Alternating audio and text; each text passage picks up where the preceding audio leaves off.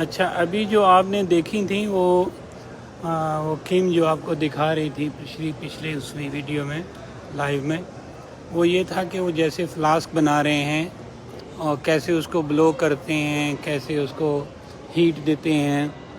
और जो मैं नीचे आपको पहले दिखा रहा था ऑब्जेक्ट्स की प्राइस, वो कोई $50 है, कोई $300 है, तो उसके ऊपर आधा घंटा लगा और बहुत ज़्यादा हीट बता रहा था कि 8-900 फ़ारेनहाइट टेम्परेचर पे वो उसको मेल्ट करते हैं।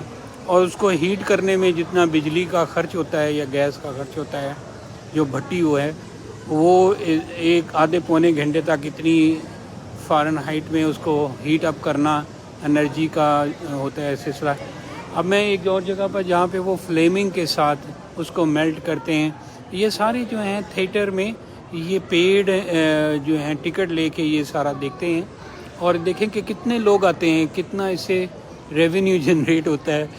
और वो बता रहा था कि ये पहले इनकॉर्पोरेटेड बना दिया अब उसको उन्होंने, तो ये लोगों के लिए है और फिर उससे जो इनकम जनरेट होती है वो कैसे कहाँ पे इस्तेमाल करते हैं।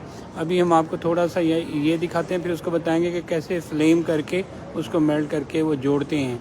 ये एक और थिएटर है, मैं आपको वहाँ पर भी लेके चलता हूँ, लेकिन ये पहले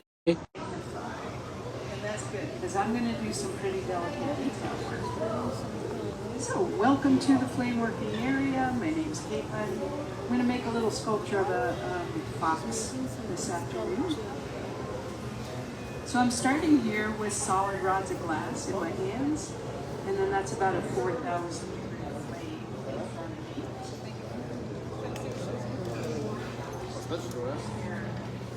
It's a high temperature. And to produce that kind of heat, my torch is burning natural gas. That's like you'd have for a gas stove. And that by itself, not really hot. The borosilicate melts at 3,000 degrees Fahrenheit. It's got a high melting temperature compared to some other types of glass, but I do have a 4,000 degree flame, and so I got plenty of heat to get the glass soft pretty quickly. One of the other useful things that the oxygen is doing here, besides raising the temperature of the flame, is to push that heat away from me. It's a very directional flame, and that means there's not that much heat coming off the sides of it. You see how close I can put my hand to that? Did I tell you this already? I say the same things over so many times I forget. I may be repeating myself, but I can put my hand very close to that flame, not because I have tough hands. You could actually put your hand that close to it too, because really it's the heat that's moving away from me. There's not that much coming off the sides of it. And so that explains how I'm able to work so close to such a hot flame. But you know what else it means? I can be very specific about which parts of the glass get soft. The glass has to be directly in the flame to soften. And the part that's next to the flame, like right there, it's very hot. You wouldn't want to touch that. But it's not getting so hot that it's soft. And so the glass rod is going to hold its shape even though I'm melting the end of it. When you melt glass, it tends to form a round shape. And so each step of the way, I'm starting with a round bit of glass. That's called a gather. So here's a little tiny gather from one of the back legs. I'm going to attach it and stretch it to make the leg shape. Glass is very stretchy when it's at its melting temperature, and it softens gradually. And so I can work with different parts of it at different temperatures, and they're going to behave in very different ways. So you can see a great example of that here. The body of the fox right now is all firmed up. It's nice and hard. We know it's hot though, right? Because I was melting that just a minute ago. So it's still well over 1,000 degrees right now, but at that temperature, this glass is not soft. This part that I'm adding for the leg is glowing. I've just attached it and stretched it. That tells us that that bit of glass is pretty close to the melting temperature, so around 3,000 degrees. Then there's this part that I'm holding. It's all the same piece of glass, but where I'm holding it, it's not soft. and it's also not hot. And so that's at least 3 distinctly different areas of temperature there in that one piece of glass, each one serving its own purpose at any given moment. And I can very quickly and precisely soften and harden different parts as I go along. That's how I can adjust the shape. And you can see that's actually what I'm doing here as well. I just attached that bit of glass for the tail. I want the fox to have a nice big fluffy tail, and so I put it on there, stretched it a little bit. The base of the tail is out of the flame, so it's firming up, but I'm still adding a little bit more glass toward the end. And then because the base of it is firm, I can turn that and let it droop and get that glass to curve in the opposite direction from the first bit, so making a little sort of S curve there. If you have the whole mass of glass soft at once, pretty hard to get it to move in 2 different directions because you're working with heat and gravity. So when you want to make a more complex shape, you have to be thinking about how to get the glass to the right temperature in the right locations to have it move into the shapes that you want. Same thing with the legs. When I add those legs, when I add any of the parts, I'm estimating the amount of glass that I think I need, and I'm attaching it. I'm watching the movement of the glass. I'm watching the color of the glow of heat in the glass. And my estimates are pretty good because I've been doing this a long time, but there's 4 legs on there. That's a lot of estimating. And so once they're on there, pretty good chance they're not going to match exactly. I might not like the position of a particular part. I might change my mind partway through. And so I'm always assuming that once they're on there, I'm going to be making some adjustments. And I can add glass, I can take some away, I can bend a leg, I can stretch a leg, and you'll see I'm also gathering up glass at the end of the leg for each of the feet. And then little by little making those adjustments until everything lines up so the fox can stand and so the glass can be as beautiful as possible.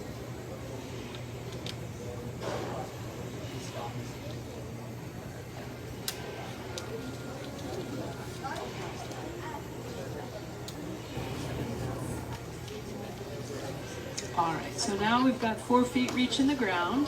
There's the body and the tail, and then next thing I want to do is take the handle off the front and gather the glass for the neck and the head.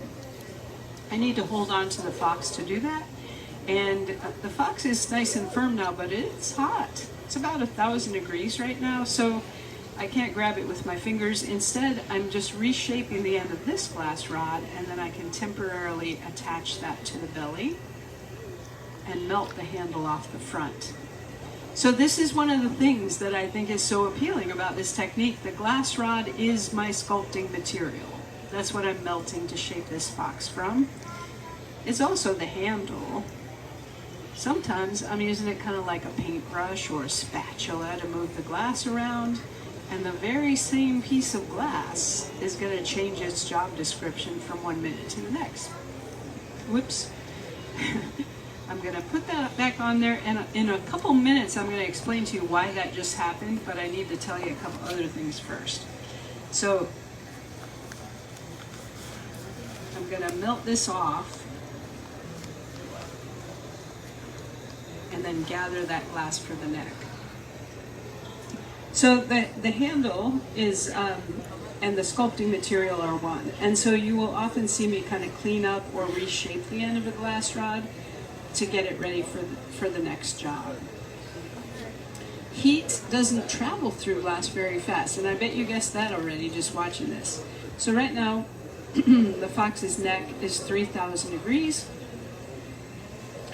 and that's a pretty short piece of glass in my hand, but because heat moves through glass so slowly, there's actually plenty of surface area there between that hot glass in my hand for the heat to just keep escaping into the air before it ever gets to me. Even if I heat it for a long time, the part that I'm holding is going to stay room temperature. And I know that seems kind of surprising when you're not familiar with it, but it's actually a natural characteristic of glass. And you can see how that's what's allowing this process to work. And so it means with this particular glass shaping technique, I'm working really close up with molten glass. And so it does lend itself to doing very careful detail work. It's my favorite method of shaping glass because of that. So the head is in place. It is soft still. You notice it's glowing. And so while I'm heating up the glass for the jaw, I'm just tilting and turning and watching that head to make sure that it doesn't droop. I mentioned that the heat is traveling away from me, but of course gravity is always pulling the molten glass toward the table.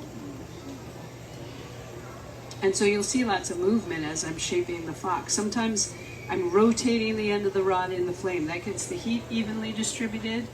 Maybe turning the fox to access a particular part. Once I've attached a bit of glass, I might turn it so that gravity is going to pull that in the direction I need to maintain the shape.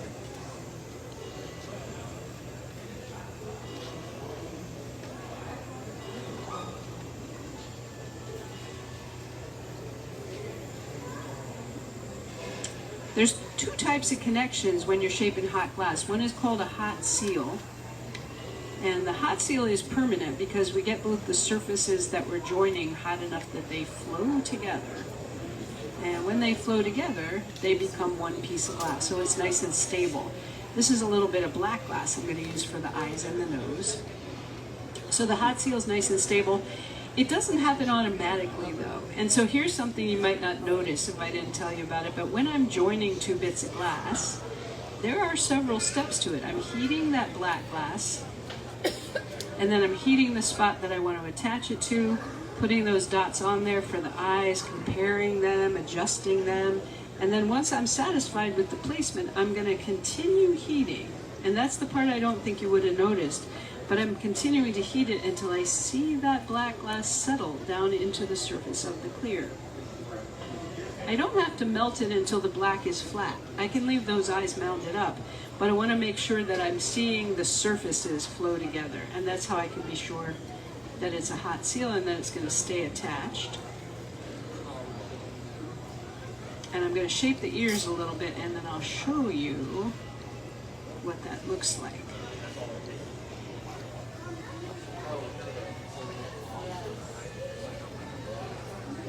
Remember, glass wants to get round when you melt it. And so whenever I'm making something that's pointy, like an ear, I got to figure out the right moment to introduce that to the flame and the right angle to come in from so that I can heat that ear, stretch it out, get it out of the flame before it starts to round out again. And of course, there are two ears next to each other, so I got to be careful not to remelt the one that's already stretched out. You can imagine when you're first starting to work with glass and you're trying to make some pointy shapes like that, you can go back and forth, accidentally remelting and reshaping until you learn a sort of instinct of where to come toward, how to come toward the flame from the right angle, and what to look for in the glass to make sure that it is soft enough to make the attachment you want, but get it out of the flame before it just sort of balls up again. So if you look up at the screen, look at where the legs are attached. Those are nice examples of hot seals because you saw me adding glass for each of those parts. But when you look at the attachment points, you can see through them. No seams because I heated until I saw the seams dissolve. That's what I'm looking for to make sure it's a hot seal. So every step of the way, I'm making sure those parts are fused on there, and so the fox ends up being a good solid piece of glass. But if you look at where the handle's attached, I think you can notice that that looks different. And that's called a cold seal. Remember I told you glass softens gradually? So if you heat it up just enough to make it sticky, and you stick two parts together, it's not very strong. And so that's why it fell off when I was working on it before. I pulled a little too hard on the fox and it fell off in the cold seal. So that's why it's important to learn how to recognize the difference. You don't want accidental cold seals in your sculpture because parts can pop off. But that's really useful for that temporary attachment because it comes off easily. And then that is our little fox. Wow. Thank you very much. Thanks for watching. Thank you. You are welcome to come up. You can get a close look at it if you like. I'm going to pop out of the booth so I can hear you if you have questions and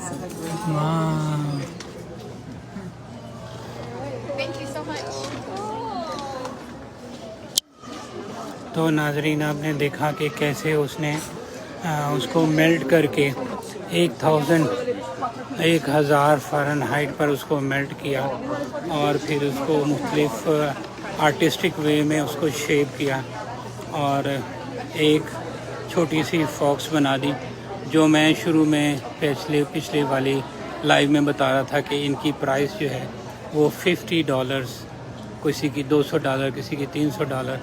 تو یہ اسی وجہ سے ہے کہ ایک تو artist یہاں پر مہنگے ہائر ہوتے ہیں اور پھر ساتھ میں ان کے جو اوپر جو محنت ہوتی ہے، جو اس کے اوپر جو الیکٹریسٹی خرچ ہوتی ہے، جو مٹیریل استعمال ہوتا ہے، تو یہ سب مل کے اس کی قیمت بناتے ہیں اور پھر ساتھ میں ان کو جو یہاں پر جو رکھا ہوا ہے اس کی سارے مل کے جو ہیں یہ پرائس بنتی۔ تو ٹھیک ہے، نیکسٹ ٹائم کسی اور موقع پر کوئی اور چیز آپ کو دکھائیں گے انشاءاللہ۔ اللہ حافظ۔